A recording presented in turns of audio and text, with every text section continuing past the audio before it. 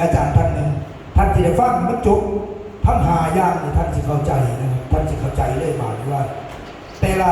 สิ่งที่เพิ่นมาว่ามันที่สัมพันธ์แบบนี้นะท่านที่ต้องไปเฮ็ดแบบใดเนาะเพื่อขยายธุรกิจเจ้าของนะครับท่านต้องการอยากเฮ็ดธุรกิจหรือท่านอยากเป็นแม่ค้าบริษัทสนับสนุนเพิ่นทั้งสองอย่างครับท่านอยากเป็นธุรกิจอยากเป็นนักธุรกิจบริษัทเพิ่นก็สนับสนุนท่านอยากเป็นแม่ค้าซื้อมาขายไปเพิ่นก็สนับสนุนนะครับบริษัทเอาสนับสนุนเบิดครับ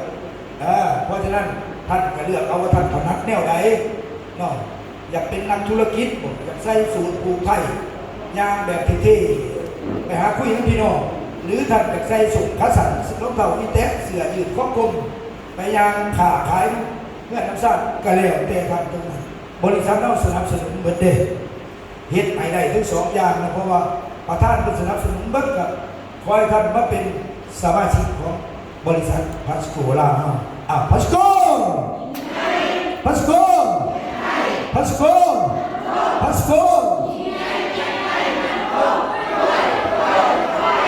เสียงปรบมือนะครับต้อนรับท่านอาจารย์สุดยอดคนขาว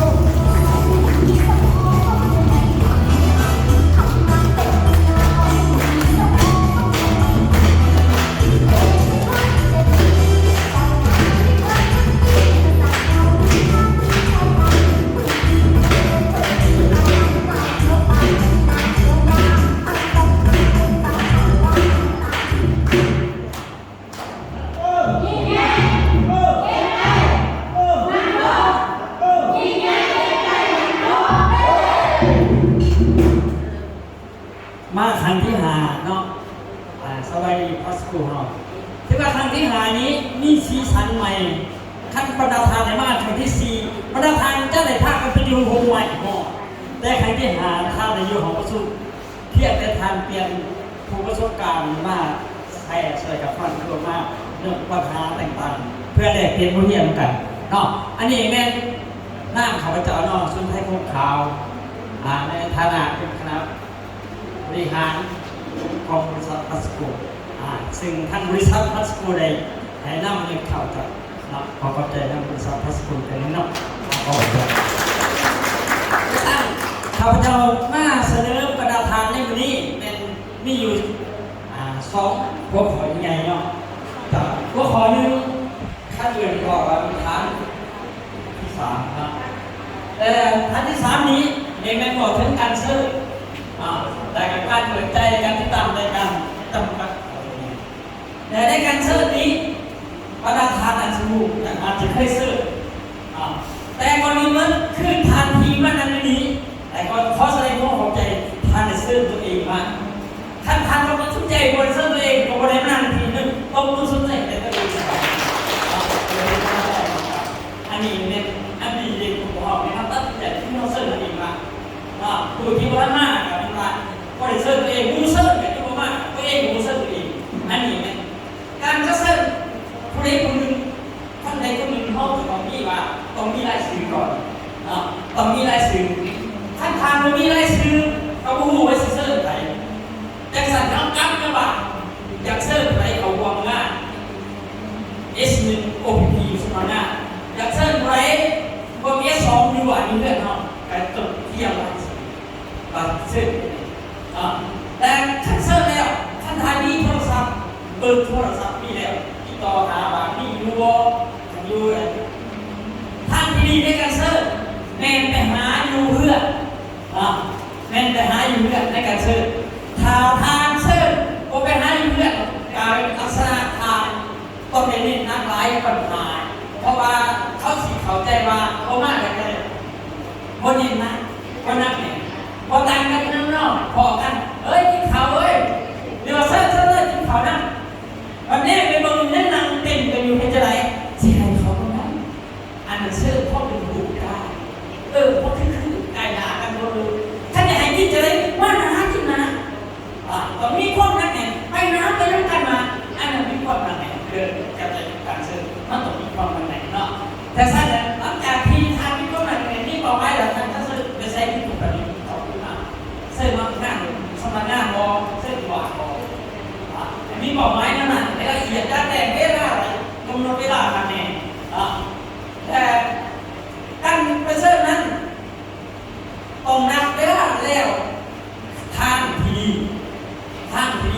บ่งปันกันให้ไปนั่งเอาตู้อยู่เพื่อนมาดูเพื่อไปซื้อกันเป็นเพื่อนเป็นสามดีหลายเนาะจากนั้นในเรื่องนั้นต้องในเขาแค่ว่าไปดีเสียงอย่างเขาเสียมากว่าเขาเสื่อมนะเนาะโอ้ยทำซะเป็นหน้าเลยเป็นนี่ชิ้นข่าวเป็นนั่นเป็นนี่เครื่องสายเอาเสด็จเห็นนั้นจอเย็นโอ้เป็นตาไล่ละเป็นการกระตุ้นให้เขาขึ้นมาเนาะอันนั้นเนี่ยเป็นว่าสามคนตื่นเต้นว่าคุณเป็นทำไมเนี่ยคาถาผ่านมือนี่ทางเขาไปบนได้มือนี่เป็นทางวิดีโอกับคนทางนั้นกับทางก็สนุกที่จะมาเพื่อเอาแผ่วันที่11 เดือน 4มียังคืนเนี่ยเวลานั้นเนี่ยทางเอาจุดอาจารย์เวลานั้นเนี่ยใช่ไหมมีภูมิมานั่งทางอันนี้เป็นกรอบไม้ให้เห็นกรอบไม้วันนี้และการเสิร์ฟนั้นเปิดโอกาสเป็นยังกองเสิร์ฟเป็นยังกินกองเสิร์ฟการเสิร์ฟแม่เปิดโอกาสให้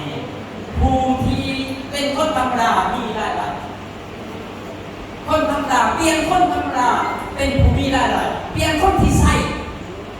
ใจบริหูเหตุคนยังไม่ใส่อย่างเดียวเรื่องชื่อสินค้ามาใส่และเป็นมีรายได้เปลี่ยนขนาดดีกว่าพี่น้องครับดีกว่าเขาไปซื้อในบริษัทยังคือเอาไปซื้อมาใส่ซื้อมาใส่กันได้คือทั้งบริษัทหรือว่าทั้งบริษัทนั้นมีการไปมีการเข้ามาวันละภาษีเข้าใจในของเราตอนนี้เดี๋ยวในเจ้าบริษัทเราจะให้รายได้เจ้าทางคืออะไรแล้วเวลาเขามาในธุรกิจเท่านี้ให้เขาใจมาธุรกิจเท่านี้เนี่ยถือกฎหมายคือการกับบรรดาท่านเลยฟังประธานเลยอธิบายในหรือว่านี่เนาะเพื่อติดต่อในกฎหมายแต่การเวลาทานไปนั้นท่านเข้าใจแล้วว่าถือต้องถือกฎหมายมีทะเบียนตัวคนแล้วแต่ท่านสำคัญว่าท่านได้หนังสือพ่อไปนี่ผมก็สำคัญบอกพ่อผู้ใดท่านอย่าพบว่าท่านว่าท่านเคยไปบอกบริษัทต่างๆท่านพบประธานมันมีเป็นผู้มุ่งแนวเป็นผู้มีสุขภาพแข็งแรงตะกี้พูดกับแข็งแรงกับสุขภาพมันท่านมันจบปรเรียนท่านรอได้ยังทำเป็นลงมากเข้าไปอย่างนี้แต่สมัยนั้นมีบรรยากาศไม่พอมุ่งไม่ในให้หอบเพลงดีๆเนี่ยหอบเพลงยังไงกับศิลปินขึ้นเวทีในหอบเพลงอันนั้นเลยเป็นการพวกมวลซึ้งพวกหัวใจเพื่อนกันเขาจะมาหลังจากนั้นว่าถ้าหากท่านในเขาวงในหน้าเท่านี้คือการกับเป็นนายกเห็นว่าดีว่าทานไปขายทานบริเงินแต่ทางซื้อทานจะได้เงินบริษัททางขายนี่ขายไปที่ว่าเงินของเขาโบนัสต่างๆแต่สันทาทานจะได้โบนัสทานต้องซื้อสินค้าบริษัทซื้อสินค้าอะไรสินี่พีวีนึงแค่นี้มันเป็นเงินอันนั้นจะได้สิ่งได้สิ่งใดว่าน่ะผู้สีน้ำผู้น้ำผ้าผู้ในน้ำทานสินค้าต่างๆเอาอันนี้ไปเอาส่วนทางเดี๋ยวว่าท่านบริษัทเราเป็นมีโอกาสเป็นได้ช่วยเรื่องผลจะมาการช่วยทางในต้นทุนทางเพราะหนึ่งก็คือว่าเสี่ยงเขาไปไม่เสี่ยงไปไหนแต่สั้นสำคัญที่เราจะเอามากเลยอันเสริมนั่นนะเสริมตัวเองก่อนเสริมตัวเองก่อนเป็นงั้นก็เดินเอาเองก่อน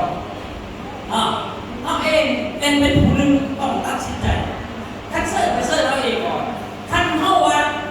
มีคนเราเพิ่นสิมันร่วมอยู่เรื่องมูได้อยู่หันอยู่นี่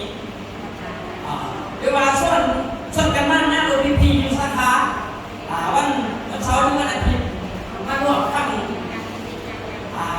ด้านบริษัทเปิดงานOPPงานโฆษณาเปิดตลาดขันอีกไปบอกผู้เดินโตของผมมา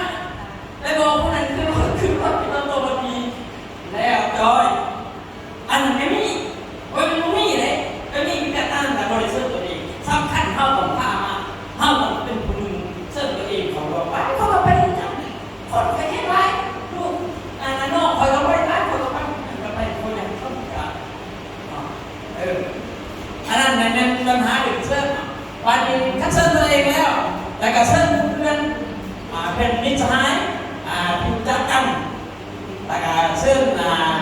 ที่พี่น้องแต่การเชื่อตัวในสังคม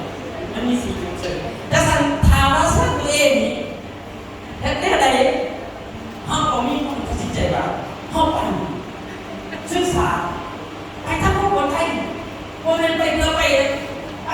ได้กำลังจากคนละสามโอ้ยว่าสิ่งเรื่องธุรกิจสิ่งเรื่องอะไรก็ตามกลับมาเอาไปเอามาแต่ว่าเป็นเส้นเขาร่วมชิโมเดอร์นั่นเขาไปยังเที่ยวเส้นชิโม11 โมงจะลงมาแต่กันเมื่อคุณได้ทราบคนนี้พูดก่อนนะพวกโยมที่ไหนครับไม่กันเอาหัวมาเส้นอันนั้นเท่าไหร่นะอันนั้นรู้พวกตั้งใจแต่ผมมีความมั่นใจในอะไรแต่ว่าต้องดีต่อตัวเองมากแค่นี้มากมันจะสิโดนเอามากเนี่ย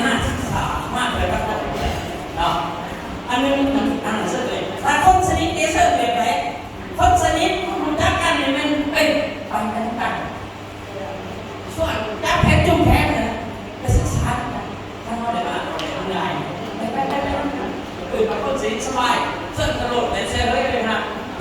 คนรู้จักกันกับสัญญากันอื่นง่ายแต่ว่าคนทั่วไปเนี่ยท่านจะเส้นแบบไรคนทั่วไปจะเส้นยากที่สุดเนื่องจากว่าเขาตั้งใจได้ไรแต่ท่านที่คนทั่วไปเขาจะเส้นเที่ยวไปม้วนผู้ใดมาเที่ยวผู้ใดมาม้วนผู้ใดมีปัญหาสุขภาพเขาสมมติเบิ่งเป้าหมายที่เขาจะเส้นถ้าว่าคนทั่วไปเพราะว่าเขาดูอันเลือกเชิงว่าใดชนิดว่าเป็นอย่างน้องเท่ากับอะไรกันบ้างจะเชิงอะไรแบบเขาจะได้ดีกว่าอันนั้นแม่นิดนึงอันหนึ่งเกี่ยวกับว่าในการเชิงแต่การเปิดใจแต่เหตุอย่างใดอย่างหนึ่งเพื่อแสดงถึงว่าการที่เขาเชิงให้พี่น้องเข้าใจครับว่าอันเชิงถ้าใครโบเข้าลงนับถือใครบริสุทธิ์แน่นอนพี่น้องครับให้เห็นก็ดอง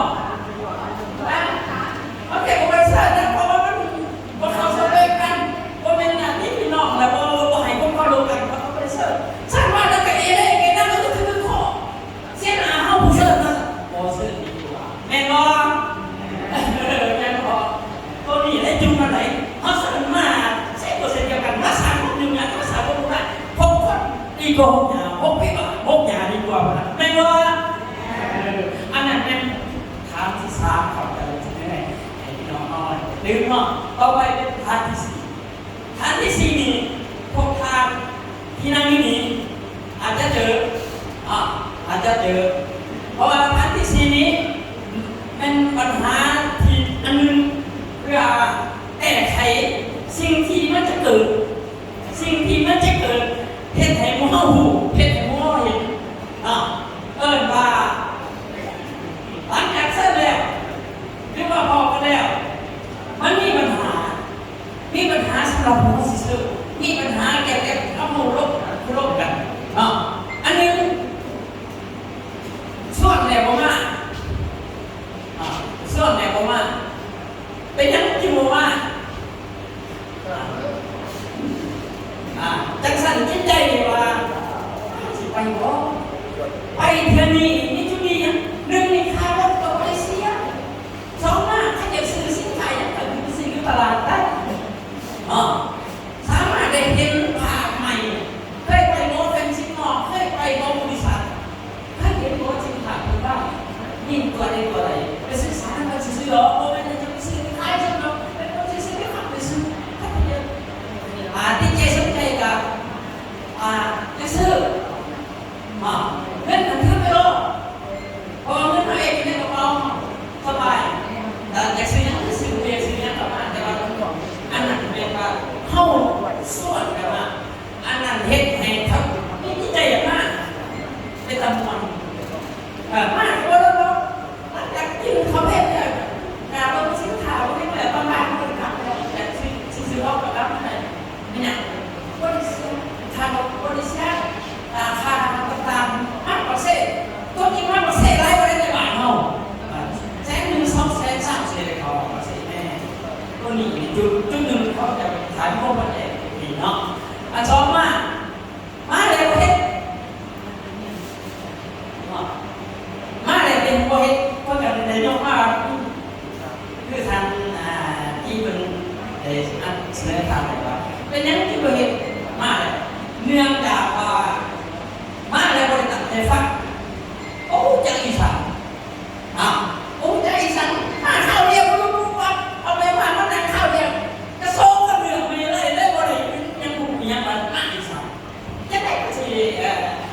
ขาดมาเสียหนักก็เข้าใจแต่สังขารมาตั้งนานฟังให้สุดโลกสุดไปกันแต่สันไหนมันจะเสียเห็นแต่สันเห็นจะต้องเชื่อบริษัทนี้ไม่จริงหรอกบริษัทนี้กำเนิดมาจากใส่คุณที่มาใหม่เข้าใจอันสองมันสินค้ามีตัวได้เองให้เข้าใจอันสามมาว่าการตลาดแพทย์การตลาดเป็นผู้นี่อะไรสิ่งที่ได้เงินอยู่ว่าคุณสอบมาทั้งประเทศอันสี่มาคือมาเขาเองตัดสินใจก่อนการตัดสินใจจะทำอะไรบ้างให้เสี่ยงมันตัวเองและท่านว่าอยู่หนึ่งที่เขามาแล้วคุณที่เคยเป็นสมาชิกเคยซื้อสินค้าเนี่ยกำลังเล่ๆอยู่ที่ไหนบุรีที่ไหนบุรีท่านประเทศไหนบุรีที่ไหนเพิ่นมาให้เบิ่งคนบอกคนไหนใส่แล้วเบิ่งไหมผู้นี้แล้วสิกินบ่แล้วสิกินซื้อใส่บ่ใครสิกินซื้อใส่แล้วเขาบวกกันมาให้ไปว่าลงพื้นที่นั่นกันเนี่ยแต่ขนาดเราเป็นผู้นั้นน่ะเราสิกินซื้อใส่ได้เสด็จมาปีนี้นั่นคนต่อไป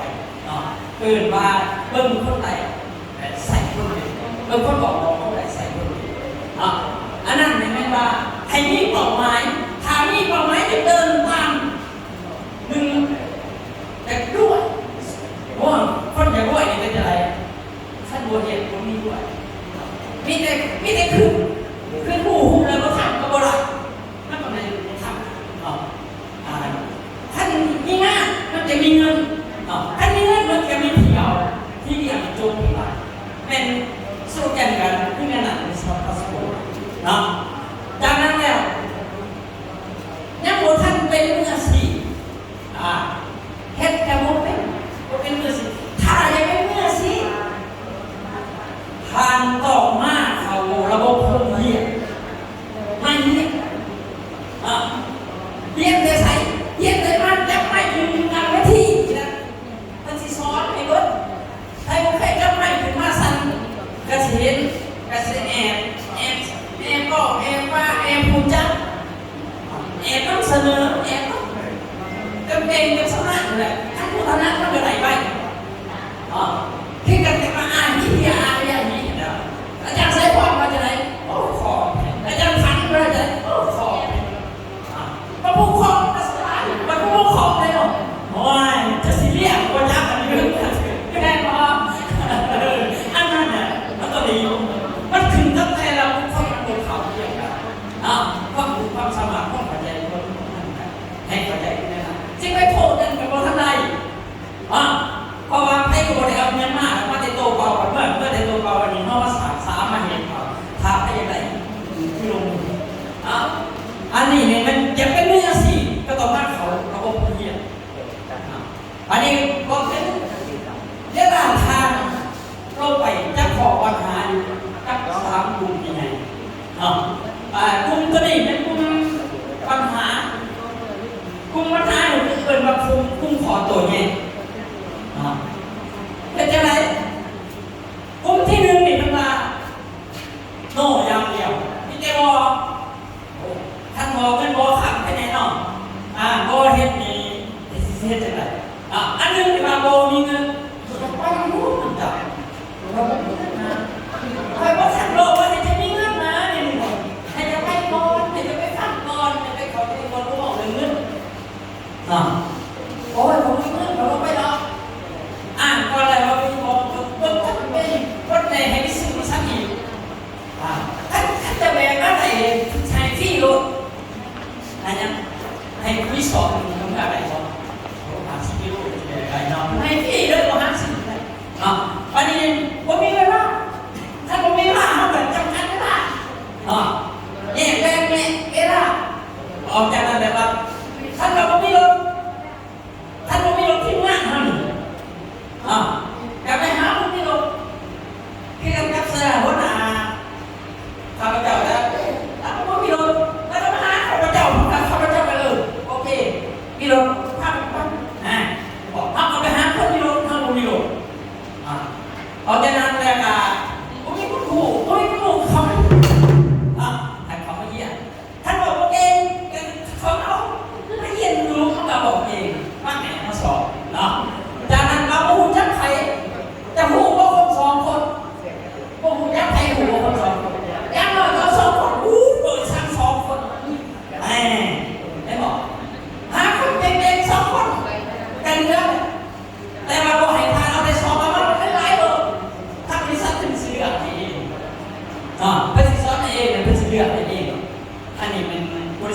ช่วยเปอร์เซ็นต์จากนั้นผู้ว่าที่ไปในเป็นสรุปได้ยุ่งใกล้หลายใกล้ห้ากับมีแผนในการเดินทางคือมาเองห้องนี้ยุทธศาสตร์นั้นมันมีบทที่นอกเลยสัญจรของผู้สนพวกข้าพเจ้ามาก็จะมาพิจารณาเลยสบายแล้วก็มาในประชุมนอนอยู่ดีสบายแต่การผู้ว่าสิส้นไทยกับสัญญากันยกไล่สีออกมาผู้เป็นบทสวดอันนู้นมีไล่สีใหม่ไม่ได้สีสวดอันนี้เป็นจุดหนึ่งเพื่อลูกพรปัญหาว่าของตัวแย่ยอมฝันปฏิเสธวันนี้จุดที่สองเกี่ยวกับสินค้าท่านเกี่ยวกับสินค้าว่าสินค้าแพงใครจะได้จะบอกแพงทางวัดในเพื่อนว่าสินค้ามันอยู่แพงเข้าบริใส่วัดประตูท่านคุยนะมันจะใส่วัดปียังเบิร์ดจะได้ไม่เป็นแพงก็ได้แพงถ้าทานมีความวิจัยแล้วสินค้าเป็นสักนี้ก็ได้แพงยอมรับว่ามีอะไรมือต่อพอเข้าได้ต้มยำพิซซ่าได้ดูทานก็ได้ทานไลฟ์ขั้นตอนพวกที่ซื้อสินค้าอยู่ตลาดท่านไปซื้อสินค้าอยู่ตลาดได้ไม่1 2 3ห่อทำมันจะได้อยู่ในเป็นแถวไปอันนั้นแหละก็โกรธถึงคู่แข่งเท่านี้ว่าหลายอยู่ท้องตลาดก็นี่ตัวอย่างเลยเนี่ยคู่แข่งเพราะสินค้าเขาดีหลายเด็กที่ทานมาน้ำรังมาเดี๋ยวนี้เขาใส่กันเพิ่มเดี๋ยวร้อยเดี๋ยวนี้12 พวกนึงเท่าไหร่พวกนึง32 ตัวคู่กันเราเกษตรโนนี่สิบประมาณที่จะมาเนี่ยพอดี12ไล่มาเลยครับก็ได้ว่าแพงเทว่าการตลาดนี่มีคุณค่าพลาดกันไปแต่ก็เอาเทียบกันราคาทั้งมียังไม่ถึงเข้ากระสือราคาอยู่เอาราคาอยู่อันนั้นก็ถือว่าสินค้าทุกอย่างมีออยสินค้าทุกอย่างมีทะเบียนถูกกฎหมายสินค้าที่คนหลากหลายจะสามารถตอบรองและสำหรับบริการให้แก่ลูกค้าเพียงพอก็ได้หน่อยแต่หลายคนมาพูดแล้วจะดีบอกอันนี้ก็เป็นถ้าผู้ให้ใส่กระถิ่นก่อนได้นั้นแต่ข้าพเจ้าไปบอกนี่ก็สบายเพราะว่าข้าพเจ้าใส่ก็สินค้าเองเพราะว่าคุณภาพเยี่ยมเลยอันนี้ดีแท้ใส่แล้วนี่เป็นบริเวณคนขึ้นเงื่อนได้บอกลูกค้าใช่ป่ะถ้าซื้อใส่ได้ถ้าซื้อแล้วไปใส่แล้วก็เห็นผลโมมีของนี่มีผลประโยชน์ดีเว้ยก็ทำคุยกันมีจัดแห่ตาการลูกค้ารักการซื้อถามว่ามันก็มีต่างที่ว่าคุณค่าสูงอยู่แล้วจากนั้นเด็กๆก็แพทย์ตลาดนี้ให้ยินบอกว่าเซนส์กับไอ้นี่แต่บริษัทอื่นแต่บริษัทเป็นบริษัทลูกพิมพ์มีสินค้ามีที่มีหอดแม่พิมพ์ไปช่วยกระจายท่านคณะกรรมการไปช่วยกระจายก็ให้สินค้าเขาขายเราจะพูดห้องมีต่อไปนั่นกันมีแผนนั่นกันจากนั้นผู้มั่นก่อนได้เปรียบผู้มั่นก่อนได้เปรียบถ้าทานขึ้นได้นั้นคือผิดเป็นยังไงว่าผิดทานกับสิมั่นก่อนผู้ยกหลังกันมันไม่ไปได้เปรียบใครผู้มั่นก่อนที่ประเทศบอกเราซอยผู้ยกหลังให้ได้ห้ามพ้นประโยชน์ขึ้นกันถ้าผู้ยกหลังก็ได้ห้ามพ้นประโยชน์การเข้าผู้นี้ความหมายเข้าผู้นี้ความหมายนั้นที่มาเข้าได้แนะนำคือจะไม่ศาสนาแต่แนะนำจะทำงานเข้าใจว่าผู้มั่นก่อนกับผู้นี้อย่างนี้กันไม่แต่ชุบหนูชุบดันซวยเพราะว่าน้ำลายให้ไหนทุกประโยชน์แล้วกันออกจากนั้นอย่างว่ามีการตลาดที่ทำตามอย่างคนมีเพียรไร้แดดถึงขายขาตัวนี้ก็พอกันข้าพเจ้าอยากเสนอในการดูว่าไวเอ็มพลาสติกกว่าใหญ่นะเจ้าหน้าที่มีการ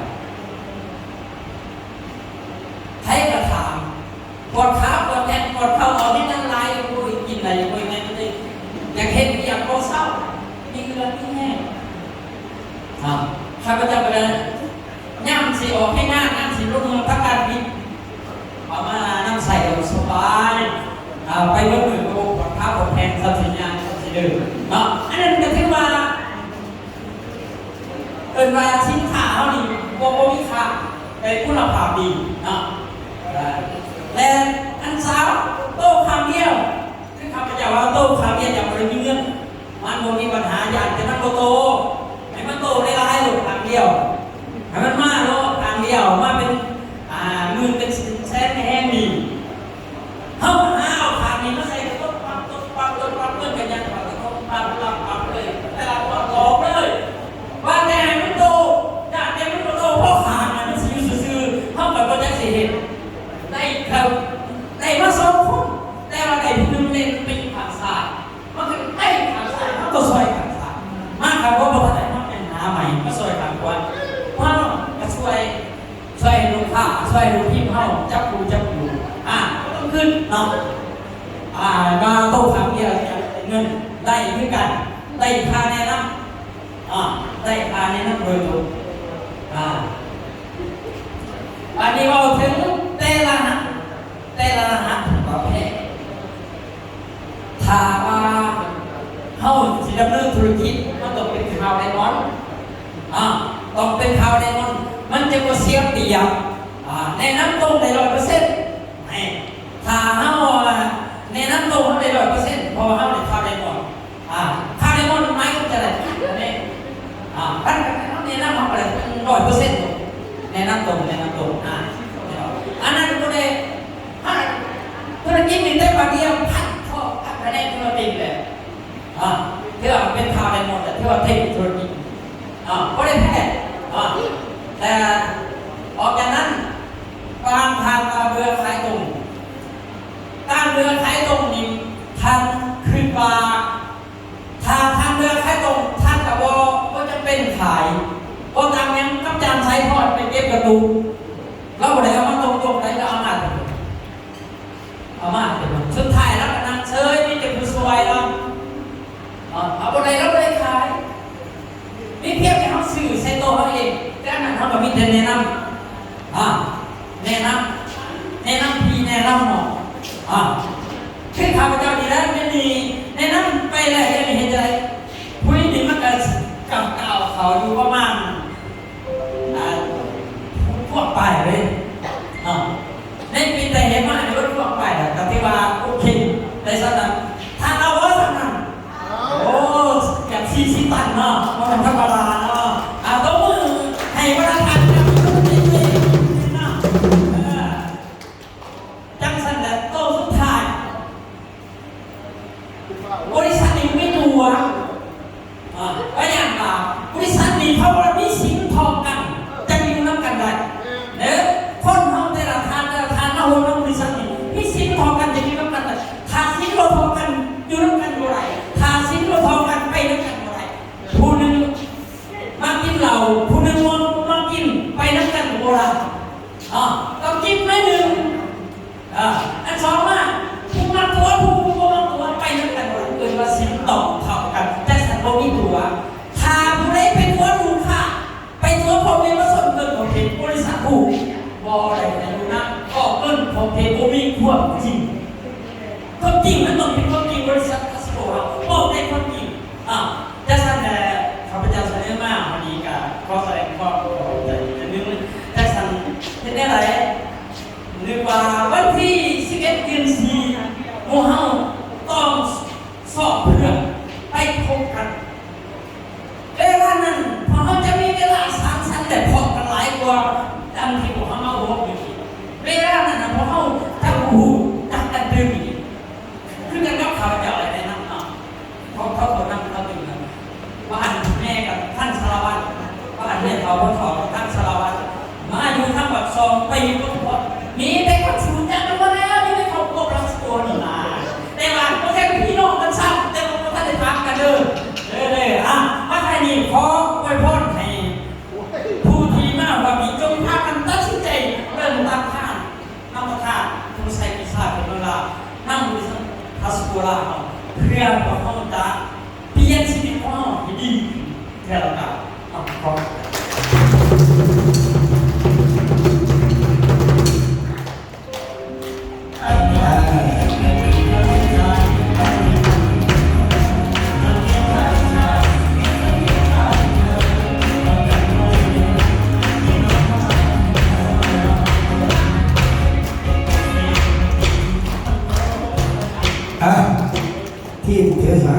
ดสามแล้วสามคนเลยนะคอยตึงมาแต่ละคนแต่ละคน